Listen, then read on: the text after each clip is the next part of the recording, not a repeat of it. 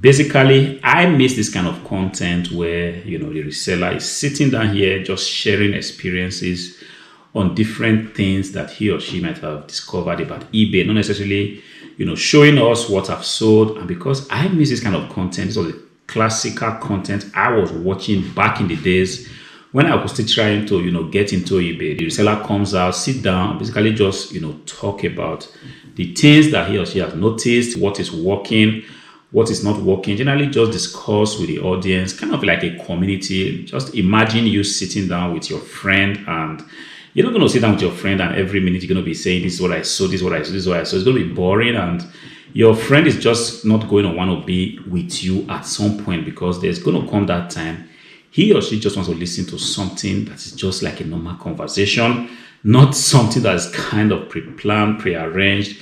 And I'm so happy I'm able to kind of make this kind of content again, because I am on holiday. It's been 2 weeks already, and my shop is still, open to sales, but I am pretty much on holiday because eBay kind of has this, function that, you could put your shop in a 2 weeks holiday, but you can still allow, people to buy stuff up to 2 weeks. All right. So if you check that button, sales can come through, but you are not expected to ship out those items. This is what I did, and I kind of like that.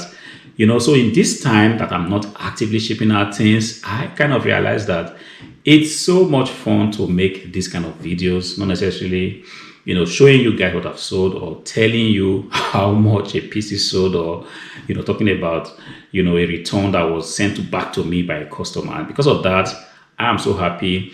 And because I know that I miss this kind of real pure content, I'm able to make it because I kind of imagine that there will be somebody out there that will also like this kind of just yapping about eBay. So in this video, I'm going to be yapping with you all, just kind of sharing my experience. Before we go into all that, something I kind of noticed is that, look, sales can still go through even when your shop is on holiday. This kind of a misconception. People tend to, say that, look, when your shop is on holiday, people do not want to buy from your shop. I have also made this kind of comment before, but I'm telling you, sometimes even when your shop is on a very, very long holiday, people can still go there and buy stuff. There might be so many reasons for it. It's possible the buyer haven't seen properly that the shop is on holiday, which I really doubt, because if you go onto the eBay app on mobile, it's very easy to see that. The first thing you see is that the seller is on holiday. You should expect delay in receiving your item. So I doubt if nobody is going to actually see that. And also, if you go on desktop, it's what you can easily see. You see that the seller is on holiday. Just no way you can miss that, because eBay has actually made it very visible on top of whatever you are trying to buy. See, I was still able to set things, and that kind of told me that, look, yes, this is a possibility. So if you are thinking of going on holiday, or even if you are scared of going on holiday because you fear you don't want to lose traffic, you can be sure that I have tried it and you still can get sales if the items that you have there is kind of what people want. I still sold an item that people really wanted. As a matter of fact, that item is kind of scarce right now in the market, and because I have it on my shop, somebody still went ahead and bought it. I'm going to go back to action from the 7th of January 2026. I kind of imagine that the buyer is not in any way in a hurry. He or she respects the fact that I'm on holiday. And up till now, today is Monday, the 29th of December 2025. Buyer hasn't written me to say, hey, where's my item? Of course, I feel like the buyer knows exactly what he or she has signed up for. All right. So here is coming to an end. eBay is what we hope for. We kind of hope that eBay will keep doing what they were doing. In fact, I would say that this year has been one very good run with eBay. I did a lot of transactions, sold a lot of stuff, and we didn't really hear of incidences where everybody across board was just complaining about that fact that eBay was broken, nothing wasn't happening. Everybody tasted the fact that eBay, still remains the grandfather platform of reselling. If you want to really make it as a reseller and you are not selling on eBay, of course, I understand that there are some categories that tend to, work very well on whatnot, maybe on Facebook Marketplace or on Vinted. But I do not try to mess with those platforms, because my people, the people that seek to buy the items I sell, which is used computers, desktop PCs, laptop monitors, they are all highly, aware of the fact that if you want, some, good stuff like good electronics, used condition, even new condition, you are better off, taking a look at what eBay has to offer. The people, they understand this. And because of that, I just didn't see any reason why I should begin to, cross-list my items. Sometimes I list stuff on my platform, but most of my items are heavily on eBay because that is exactly where the traffic is. This is something you also want to consider, this year. So like I said, this video is going to be just going to be all over the place, but I'm going to touch on things that I feel like if we were sitting down together in a room, these are things that we can actually, talk about. Traffic is all that matters, traffic and your price combination. If you are not getting a lot of traffic on the platform, you want to fix that in the new year, because if you do not get traffic, a lot of your stuff are going to be buried and you might not be getting traffic because the listing might not be, well optimized for traffic. If you have items that have been listed, with very, very good prices, yes, you can get a lot of traffic because of that. But if you still have this good combination, which is the item has very good prices, also, very good pictures, very good item descriptions, and you have filled out all the item specifics, you are going to be optimizing that offer even for more traffic. Let's say you're going to get 500,000 views on your item. That is so poorly optimized. But if you go ahead and optimize it even more, guys, I'm telling you, you could get like 1 million impressions.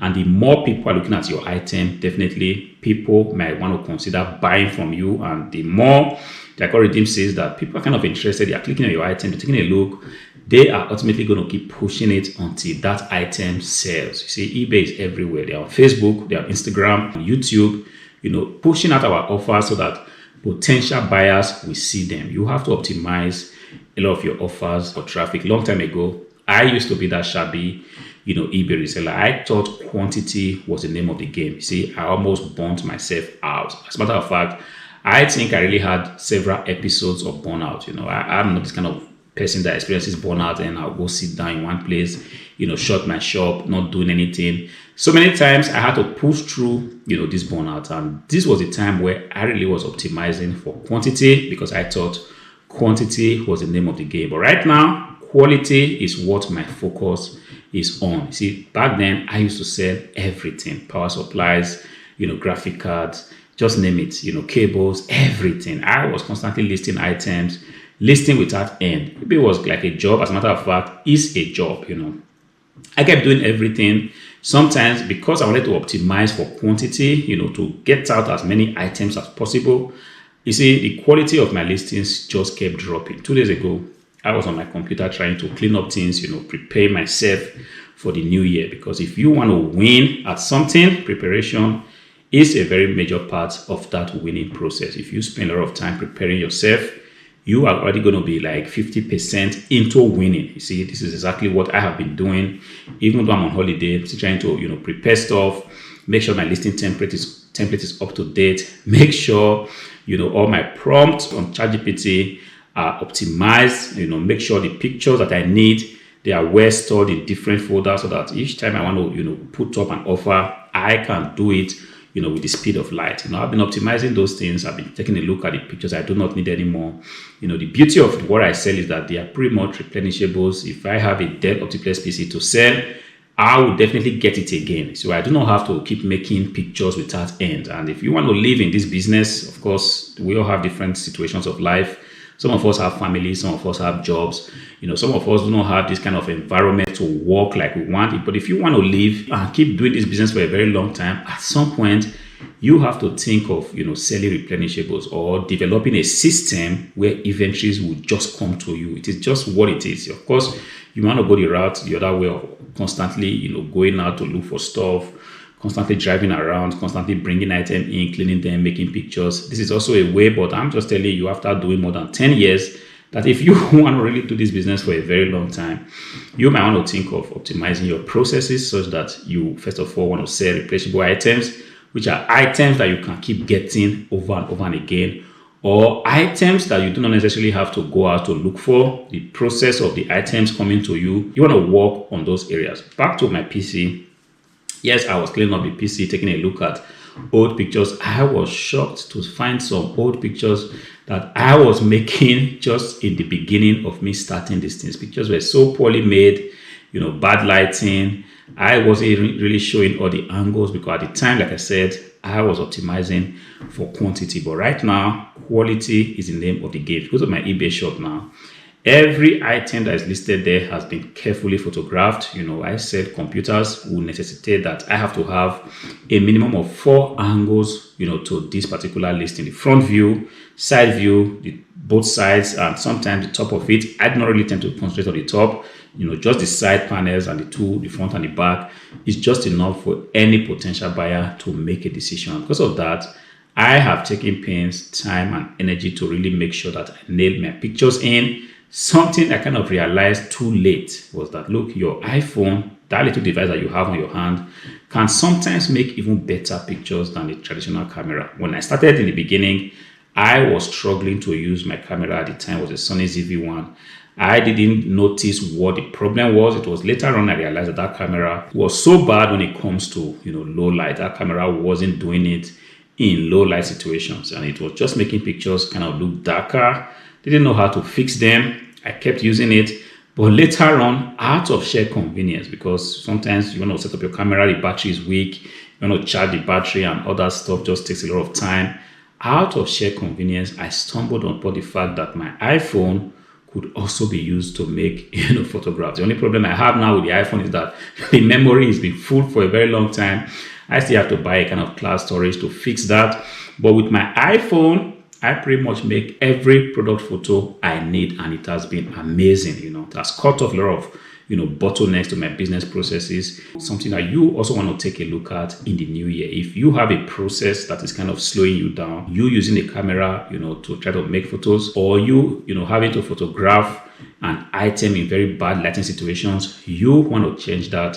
Take a look at your phone. Sometimes these phones have very good inbuilt, systems that make it possible for them to still make good photos, even when the lighting situation is not the best. I operate from a warehouse, and sometimes a warehouse is what it is. Sometimes it looks a little bit too dark. It's not the best well-lit environment, but some of us have this, convenience of, working from our garage, where you can easily just, walk out, put a table outside, make a photo using natural sunlight as your lighting source. This is perfect. Optimize for that. Take a look at how you can actually, improve your lighting and work towards working in a smarter and a very lean environment. A lean process is that which will ensure that you are able to, pump out offers. Not just go out to buy stuff and you bring them home. They become like dead pies. And dead pies, you all know what it means. It's just like a waste system, which is like the money that you should have put into, working for you, just sitting down in one place. You're not doing anything about it. One thing I want to ensure that I do this year is that I want to go through my dead pies. Like I always say in some of my videos, if you say use electronics, dead pies are just kind of inevitable. These are things that will just naturally come because of the way the items are. Sometimes you buy items and you test them, they do not work. It is what it is. You buy 10, 15 units from a particular supplier, you bring them back home, and like 2 of them are failing. Of course, they are not classical dead pie as it were, because you could also pull up those items, and sell them for parts. You could take up, parts from those defective items and use them to refurbish, working ones. This is what it is. So because of that, we tend to have, units just lying around, not being sold. But this year, something I want to prioritize. I stopped buying inventories that do not work because at the end of the day, it just made no sense. I was doing the maths a few days ago. If you keep buying items that do not sell and you just keep dumping them, or you sell like 40% of a particular purchase and then you go about buying new stuff, there's going to come a time where your cash flow is going to be affected, and if you are not careful, your business can pretty much be wiped out. Because do not forget, your expenses do not understand that you have items that you've not sold. You're still going to pay your house rent. You're still going to pay every form of expenses that you tend to pay for at the end of the month. You're still going to run it. You're going to pay for your car, fueling your car, paying for electricity bill, internet costs, and stuff like that. Be aware that a dead pie is a thing that can easily happen if you are not actually, taking pains to go through the eBay system, taking a look at what items are selling, and trying to buy stuff, along the lines of the things that have been proven to sell. Of course, I understand that we all have different models, and there's just no one system that's going to fit all the different, models, but take a look at the kind of business you are running. If you sell clothing, yes, it's kind of difficult to actually go to the sold listings and say, you know what, I only want to buy items that sell. But if you are able to just get Levi's jeans, yes, if you can pretty much, strike a deal with a supplier to say, look, I only want to get Levi's jeans, even though they're going to be a little bit expensive. Go ahead and do it. It's going to be a lot better for you, because this is one way you can actually, limit the incidences of you just buying items. Sometimes you buy a particular bale of clothes and they are all kind of mixed up in it. You're going to be making endless pictures. You're going to be washing them. But if you focus your efforts on just, buying, Levi's jeans, there's going to come a time you pretty much would have made the pictures of every form of Levi's jeans in pretty much good condition, because if the condition is excellent, you do not have to keep making pictures over and over and again. Only when there are incidences of some tears, some wear on the jeans, then you have to make the pictures. People that sell new Levi's jeans, I do not think they need to keep making new pictures. The fact that the jeans is already in very good condition, you can go ahead, use the picture that you have to sell it as such. I'm not an expert in selling clothing, but I'm just imagining, because it's exactly what I do when I sell, used computers. When I get some desktop PC, let's say a Dell Optiplex 7020, if I get it and the condition already passes through my rating system, I see it's a grade A, good, I do not have to keep making a new picture of that Dell Optiplex. I'm going to use the original picture I have, and I'm going to describe the item as such that, look, this is the item that I'm selling. It's in very, very good condition. If there are one scratches here and there, if I see that it doesn't, ruin the overall condition of the PC, I'm going to use that picture. And in that way, I am saving myself a lot of time. This is what I do. Hopefully, your business is such that you can also, implement something like this. But there are just some business models, like you selling books, where it's not just possible for you to do a thing like this. I kind of get that. It is what it is. But the idea is, this new year, if you are a reseller, you are saying to yourself, I want to build this business to a point where it can be self-sustaining. It is highly, highly possible. You only have to, keep pushing through, keep refining your processes, hoping that you constantly maintain good relationship with your suppliers, because at the end of the day, your business surviving is as good as your suppliers, still having a lot of trust in you, wanting to do business with you.